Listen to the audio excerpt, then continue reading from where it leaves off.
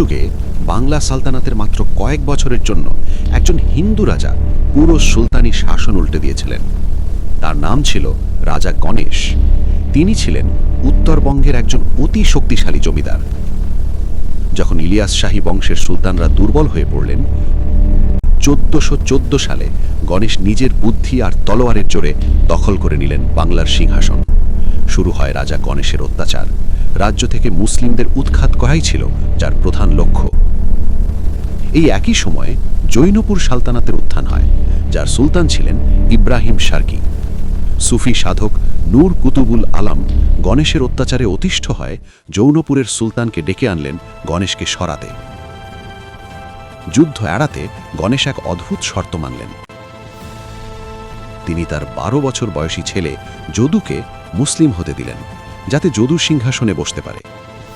কিন্তু জৈনপুরের সেনাবাহিনী চলে যেতেই এবং এর মধ্যে সুফি সাধক নূর কুতুবুল আলমের মৃত্যু হলে গণেশ আবার নিজের ছেলেকে সরিয়ে নিজেই রাজা হলেন। তিনি নিজের নামে মুদ্রা বের করলেন এবং উপাধি নিলেন দনুজমর্দন দেব, যার অর্থ অসুর বিনাশকারী দেবতা।